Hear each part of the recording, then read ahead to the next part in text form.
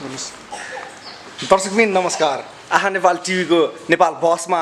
नेपालको वर्तमान राजनीतिको विषयमा छलफल गर्नका लागि एकजना युवा सामाजिक अभियन्ता युवराज पाण्डे आज हाम्रो स्टुडियोमा हुनुहुन्छ। कृपया उहाँलाई स्वागत गर्दछौँ हामी। युवराजजी, हजुरलाई स्वागत छ कार्यक्रममा। धन्यवाद यहाँलाई र तपाईँको यस च्यानल सुनेर अथवा हेरेर बस्नुहुने सबैको मेरो हार्दिक नमस्कार छ। तपाईँ एउटा युवा सामाजिक अभियन्ता पनि हुनुहुन्छ। तपाईले नेपालको वर्तमान राजनीतिलाई आफ्नो ढङ्गबाट अहिले हेर्दाखेरि तपाईले कस्तो पाइराख्नु भएको छ? अब नेपालको राजनीतिलाई वर्तमान रूपमा विश्लेषण गर्दा ख्रीमा तपाईको जसरी परिवर्तनहरू भए र जसरी सरकार बन्यो, जसरी समय सरकारले चाहिँ नि बिताइराखेको अवस्था छ, सरकार बनेको संविधान घोषणा भएको सरकार बनेको समय 2 वर्षभन्दा पनि बढी भइसक्यो। सङ्क्रमणकालीन अवस्थाबाट पार लागेर आम निर्वाचन भएर जुन विकासको कुराहरू हुन्छ, जुन शान्ति सुरक्षाको कुरा हुन्छ, देश उन्नतितर्फ लाग्छ भन्ने कुरा त्यो नभइरहेको अवस्था हो। यो अब नभइरहेको अवस्था हो र यसमा के छ भने आशा के छ भन्दा यो किन भएन र किन हुन सकेको छैन, किन भएन, कति मात्रामा भयो भन्ने कुरा जे छ नि, शासकहरूले तपाईँको के गरेका छन् भने आँखामा छारो हाल्ने काम गरेका छन्। सबै देशको विकासका कुरा, अर्थतन्त्रका कुरा, शान्ति सुरक्षाका कुरा, हरेक कुराहरू, सुशासनका कुरा, स्थिरताका कुरा, हरेक कुराहरूमा तपाईँको चाहिँ सबै कुराहरूमा यो देशको कुनै प्रगति छैन, कुनै यसले राम्रो चाहिँ तर भनिन्छ नि युवराजजी, नेपालमा जति पनि अहिले शासन गरेका राजनैतिक शक्तिहरू छन्, नेकपा होस्, नेपाली काङ्ग्रेस होस्, यिनीहरूको विरासत हेर्दाखेरि त राणा शासन फाल्नेदेखि लिएर गणतन्त्रलाई स्थापित गर्नेसम्म एकदम लामो ऐतिहासिक यिनीहरूको इतिहास छ। अनि यस्तो इतिहास भएको पार्टीका 1-2 जना गोकुल र महराहरूले गलत क्रियाकलाप गरे भन्दैमा यिनीहरूको सम्पूर्ण चरित्रलाई नै दोष लगाउन र खोट लगाउन त हामी कसरी सक्छौँ भन्नुहोस्? समस्या गोकुल बास्कोटा र कृष्ण महरामा होइन। हेर्नुहोस् है, यो 1-2 प्रतिनिधि पात्र जो भित्र चाहिँ यिनीहरूले पहिला चाहिँ कानुन विपरीत कामहरू गरेका थिए, बाहिर आयो। समस्या के हो भने लामो विरासत बोकेका भए पनि यिनीहरूले राजनीतिक परिवर्तनको लागि, राजनीतिक परिवर्तन, राजनीतिक व्यवस्था, राजनीतिक पद्धति परिवर्तनको लागि काम गर्न सके। तर राजनीतिक व्यवस्था परिवर्तन गरिसकेपछि जुन अर्को चाहिँ दोस्रो स्टेपको निर्माणको काम, विकासको काम, समृद्धिको काम जुन आउनु पर्थ्यो त्यो काममा इमानदारी त भइदिएन। हो, त्यसो भए भनिदिनुहोस्, आज प्रत्येक जनताले एउटा बुझ्न खोजेको कुरा चाहिँ नेपाली काङ्ग्रेसले त्यो समृद्धि र विकास त्यो देशमा ल्याउन सक्दैन, नेपाल कम्युनिस्ट पार्टीले ल्याउन सक्दैन भने ल्याउँछ कसले, गर्छ कसले? अब हेर्नुहोस्, मैले के भन्छु भने कुनै न कुनै गर्ने मान्छे त चाहियो नि। त्यो मान्छे को छ नेपालमा? हामीले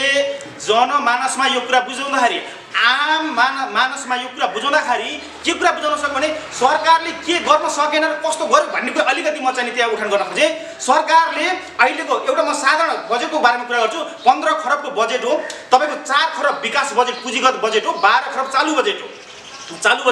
र अहिले वर्षको वार्षिक आर्थिक वर्षको 6 महिना बितिसक्दा पनि यो विकास बजेटको पुँजीगत बजेटको जम्मा 20% पनि खर्च हुन सकेको छैन, विकास निर्माणको काम हुन सकेको छैन। प्रदेश स्तरमा त विकास बजेट पुँजीगत बजेट भनेको तपाईँको जम्मा 4% सम्म पनि खर्च गर्न नसकेको अवस्था छ। ल हेर्नुहोस् है, यस कारणले गर्दाखेरि के हामीलाई पैसा नभएर विकास नभएको यो कसैले भन्छ? यो मूर्ख कुरा नगर्नुहोस् तपाईँहरू, राजनीति गरेर यो मूर्ख कुरा नगर्नुहोस्। तपाईँ यही भएको जनताको कर, यही भएको बजेट त सदुपयोग गर्न सक्नु भएको छैन भने विदेशबाट ऋण, विदेशबाट डोनेसन ल्याएर चाहिँ तपाईँहरूले कहाँ उपलब्धि गर्ने? विकास हेर्नुहोस्, यो सरकार हामी कहाँ अहिले चाहिँ तपाईँको यो जुन बस कार्यक्रम छ, यो अन्तर्वार्तामा तपाईँको मिडियाले जुन उद्देश्यका साथ अन्तर्वार्ता मलाई लिइराख्नु भएको छ, म तपाईँलाई विषयवस्तु कहाँनिर डोराउँछु भने नेपालले विभिन्न चरणहरू पार गरेको अवस्थामा, राजनीतिक परिवर्तनहरू गरेको अवस्थामा, 7 सालमा प्रजातन्त्र ल्याएको, 46 सालमा बहुदल ल्याएको, 62-63मा गणतन्त्र ल्याएको र संविधान बनेर संविधान सभा 2 पटक निर्वाचन भएर संविधान सभा मार्फत संविधान बनेर घोषणा भइसकेपछि र इतिहासमै बिपी कोइरालाको सरकारपछि नेकपाको कम्युनिस्ट हौँ भन्नेको दुईटै बहुमतको सरकार आएर पनि हालत उही भयो। के भयो भन्नु होला भने विकास भएन, तपाईँको भ्रष्टाचार भएन, एकदमै भ्रष्टाचार बढिरहेको छ, विकास भएन, तपाईँको कानुनको नियमको पालना भएन, दण्डहीनता छ, महँगी छ, तपाईँको बेरोजगारी बढिया छ, तपाईँको पछौटेपन अभाव यो सबै बढेको छ, पारदर्शिता छैन, जवाबदेहिता छैन, सरकारमा अहमता छ, स्वेच्छाचारिता छ, तपाईँको सरकारमा अझ के छ भने यो सांस्कृतिक रूपमा पनि सामन्ती शैली संस्कार सरकारमा छ। मलाई त सरकारले लाज लाग्नुपर्ने कुरा के भने सरकारले खुसी नेपाल समुद्र नेपाल खुसी नेपाली भन्छ नि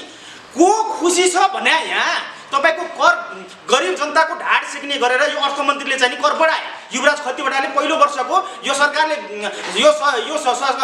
नेकपाको सरकारले सत्ता सम्हालेको पहिलो वर्षमा तपाईको 200% सम्म चाहिँ भन्सारमा आयात उसमा कर बढाएछ त्यसै भन्दिनुस् पाण्डेजी आन्तरिकमा पनि 20% सम्म कर बढाए त्यो कर बढाएर विकास कहीं जनतालाई दिएका छन् त्यो करको चाहिँ उपलब्धि दिएका छन् केही कुरा राम्रो गरेको छ यो सरकार भनेको तपाईको कुराहरू मात्र गर्ने फटाई काम गर्ने जाली कुरा गर्ने जसरी हुन्छ जनताको नजरमा राम्रो बन्न खोज्ने तर वास्तविकता भित्रबाट एकदमै यो सरकारका कर्तृत्वहरू 101 बाहिर आइरहेका छन् जति पनि विधेयक बनायो यी विधेयकहरू तपाईको जनताको विरुद्धमा बनाएको छ एउटा मैले धेरै छन् 8-10 वटा 10-15 वटा विधेयक छन् प्रेस काउन्सिल मिडिया काउन्सिल तपाईको सुरक्षा सम्बन्धी विधेयक तपाईको मानव अधिकार सम्बन्धी विधेयक तपाईको शिक्षा सम्बन्धी स्वास्थ्य सम्बन्धी यो हरेक सबै जति पनि सबै कुरा यहाँ समय अभावले पनि नआउला गुठी सम्बन्धी विधेयक यो बालुवाटार काण्ड हेर्नुस् यान्सरको भ्रष्टाचारका ठुला काण्ड चाहिँ नि यो सरकार अब चाहिँ राम्रो हुन्छ भन्ने अवस्थामा कानुनको पालना हुन्छ भन्ने अवस्थामा त्यसपछि भन्दिनुस् युवराजजी फोर्जी काण्ड आयो अरबको घटना यान्सरको चाहिँ कर छलीको काण्ड अरबको अनि तपाईको चाहिँ वाइट बडी काण्ड अरबको काण्ड यो बुढी गण्डकी जलविद्युत बिना प्रतिस्पर्धा टेन्डरमा अरूले दियो अरबको घोटाला काण्ड भयो यो बालुवाटार प्रधानमन्त्रीको निवास समेत बेचेर राखेको माफियाहरूको काण्ड सुन काण्ड यस्ता तमाम लिस्ट गरायो भने दर्जनौं यस्ता काण्डहरू छन् जो काण्डहरूले सरकारको जो काम कारबाहीहरूले यो प्रष्टै हुन्छ बाटोमा हिँड्ने एउटा दुधे बालकले पनि बुझ्दो हो बाटोमा हिँड्ने एउटा साधारण नागरिकले पनि बुझ्दो हो नेपाल जस्तो देशमा शान्ति र एउटा चाहिँ नैतिकता इमानदार जनता भएको देशमा आर्थिक प्राकृतिक स्रोत साधनहरूले सम्पूर्ण भरिपूर्ण भएको देशमा पटक जनताले बलिदानी गरेर